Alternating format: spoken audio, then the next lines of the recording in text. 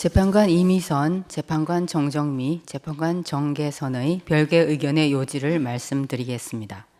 이 사건 심판 청구가 기각되어야 한다는 결론에 있어서는 법정 의견에 동의하나 피청구인이 전자문서 시스템을 변경한 행위, 국회위원회의 현장 검증 시 회의록 열람을 거부한 행위에 더하여 이 사건 훈령 개정으로 국무총리에게 감사 청구권을 부여한 행위 역시 감사원의 독립성과 중립성을 훼손하는 것으로서 헌법 및 감사원법 등에 위반된다고 봅니다.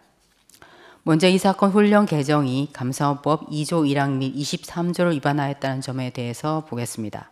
감사원은 사정 기능을 담당하는 권력기관으로서 직무상 독립성과 정치적 중립성을 중요한 요소로 합니다. 감사원이 감사 과정에서 정치적 편향성을 가질 경우 표적 감사 내지 면죄부 감사가 될 수 있어 감사 기능의 본래 목적을 충족하지 못하기 때문입니다. 감사원의 독립성은 감사원의 전신인 심계원 설립 당시부터 보장되어 왔습니다. 헌법 및 감사원법은 감사원의 직무상 독립성과 중립성을 보장하기 위하여 감사원장 및 감사위원의 임기 보장, 신분 보장, 겸직 및 정치운동의 금지 등을 규정하고 있습니다. 다만 감사원은 직제상 대통령 소속 하에 있고 대통령은 감사원장 및 감사위원에 대한 임명권 등 감사원의 인적 구성에 관한 권한을 가지고 있어 감사원의 독립성과 중립성에 한계로 작용하고 있습니다. 그럼에도 피청구인은 이 사건 훈령 개정을 통해 대통령을 보좌하는 국무총리에게 공익감사 청구권을 부여하였는 바 이는 감사원이 지니는 위와 같은 독립성의 한계를 더욱 가중시킬 우려가 있습니다. 국무총리는 대통령을 보좌하는 행정부의 2인자로서 국정 전반에 관하여 대통령의 명을 받아 포괄적이고 종합적으로 행정 각부를 통할할 권한을 가지고 있습니다. 따라서 국무총리는 행정각부의 장과 달리 행정 전반에 걸친 포괄적인 감사 청구가 가능합니다.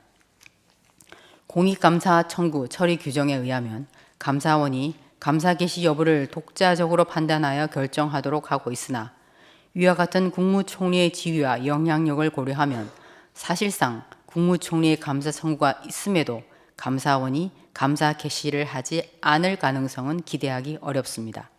더구나 공익감사 청구 처리 규정은 국무총리로 하여금 감사 청구 시 감사원과 미리 협의하도록 규정하여 감사 방향에 관한 광범위한 행정 개입의 가능성을 증대시킬 수 있습니다. 따라서 이 사건 훈령 개정은 감사원의 독립성과 중립성을 훼손하는 것으로서 감사원법 2조 1항에 위반됩니다. 한편 감사원법 23조는 선택적 회계 검사 사항에 한하여 국무총리에게 감사 청구권을 부여하고 있습니다. 국무총리의 앞서 본 지위와 영향력, 헌법과 법률이 감사원의 독립성과 중립성을 보장하고 있는 취지 등을 고려할 때 감사원법 23조에 규정된 국무총리의 감사 청구권은 위 조항에 규정된 선택적 회계 검사 사항에 한하여만 제한적으로 인정된다고 해석함이 타당합니다. 따라서 이 사건 훈령 개정은 선택적 회계 검사 사항에 한하여 국무총리에게 감사 청구권을 부여한 감사원법 23조에도 위반됩니다.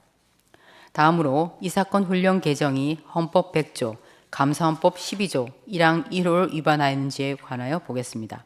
헌법 100조는 감사원의 직무 범위 등에 관한 사항을 법률로 정하도록 규정하고 있습니다.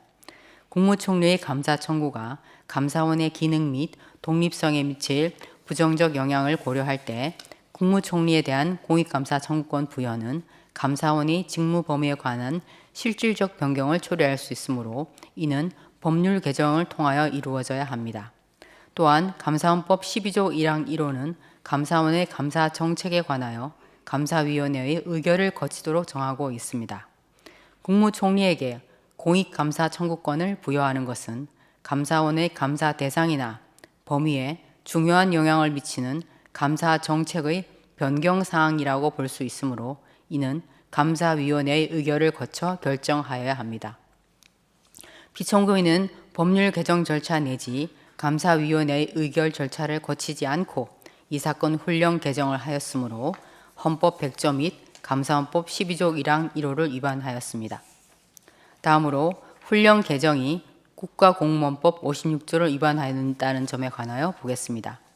피청구인은 이 사건 훈령 개정을 통해 행정부가 감사원의 독립적인 업무에 관여할 수 있는 통로를 마련하고 감사원을 동원하여 정치적 목적의 감사를 할 수 있는 일말의 가능성을 열어주었습니다. 이는 감사원의 직무상 독립성과 정치적 중립성을 훼손하여 국민 전체를 위한 공익 실현에 반하는 결과를 초래하므로 국가공무원법 56조 위반에 해당됩니다. 끝으로 피청구인을 파면할 것인지에 관하여 보겠습니다. 법정 의견에서 본 바와 같이 전자문서 시스템 변경 행위와 회의록 열람 거부 행위만으로는 법 위반의 중대성이 크다고 보기 어렵습니다.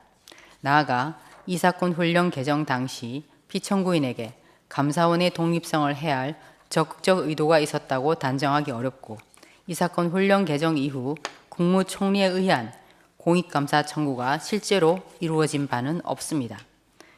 그렇다면 이상과 같은 위헌, 위법 행위들을 종합하여 보더라도 피청구인의 법 위반이 임명권자를 통하여 간접적으로 부여된 국민의 신임을 박탈하여야 할 정도로 중대하다고 인정하기 어렵습니다. 따라서 피청구인에 대한 파면 결정을 정당화하는 사유가 존재한다고 볼 수 없습니다. 이상입니다.